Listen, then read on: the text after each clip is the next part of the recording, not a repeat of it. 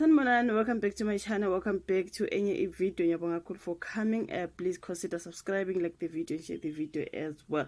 So kule video guys ukhuluma ke ngomshado wesilo olokukhulunywa ukuthi uzoba khona ke I think in 1 week's time or maybe 2 weeks time into kanjalo bafethu. So ke bengilokhu ngikhulumile ngawo. So okukhona ke namhlanje ngibona ke udaba lokuthi uNdlunkulu kaMayisela ufuna ke ukumisa umshado lo wesilo ukuthi uzobe shada ke omunye wamakhosikazi wesithathu I think uMamyeni if I'm not mistaken. So kulolu daba bakhuluma ngokuthi ke uNdlunkulu kaMayisela ukuthi uzomisa lo mshado. Remember kwathiwa ke wayengazi ngalo mama wesithathu into kanjalo at not nomhlambe basebevele sebesephakathi ngokuhlala since kukhunywa ukuthi sebenecishe 1 year bengahlali ndawonye and then isilo sesiye safaka isehlukaniso enkantolo. So now kulolu daba bakhuluma ukuthi uNdlunkulu kaMayisela ke umisa umshado wesilo ngathi kuzoba kuningi you guys considering ke umshado wesilo ne divorce yakhe. There's gonna be a lot there. Now kulolu daba bathi bona uNdlunkulu wesilo ke uNtokozo Mayisela Zulu ufaka isicelo sokuvimba umshado wesilo umisa iZulu sinqobile kaZwelithini noNdlunkulu uNomzamo Myeni. uNdlunkulu kaMayisela ufaka isicelo esiphuthumayo enkantolo enkulu eMgungundlovu lapho efuna khona ukuthi ke kuvinjwe umshado wesilo ozokuba sekupheleni kwenyanga.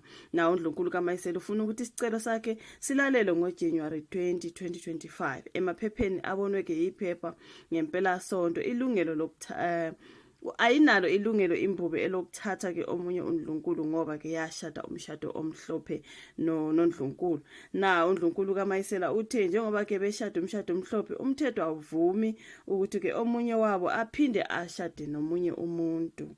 Now she is making sure ukuthi uyayivala yonke lento ngoba phela uyadivorce. Now umeli kaNdlunkulu kaMayisela umnumzana umeli uSixulu weDonda attorneys uqinisekile ukufaka ke kwalesi sicelo. So now let me see umeli uNdlunkulu kaMayisela nembube ke bashada umshado omhlophe ngoJanuary 20 ngo2021 enquthu. Imbube ihlele ucacela koNdlunkulu uMamyeni ekupheleni kwayo lenyanga kuthiwa kumgcaco uzoba khona ke ngoJanuary 26 kuqala kumkhehlo ngoJanuary 2024 ngoJanuary 24 sorry on the 24th of January. So kuthiwa ke uNdlunkulu uyawumisa lo mshado bafethu njengoba sizile ukuthiwa ke isilo siye safaka ke isehlukaniso he wants to divorce her. Now she is saying ke sashada umshado omhlophe so ke umthetho awuvumi ukuthi omunye wabo babili ashade ke omunye umuntu. Now guys it's gonna be lit ngathi ke kuzoba kuningi when it comes to ke umshado wesilo.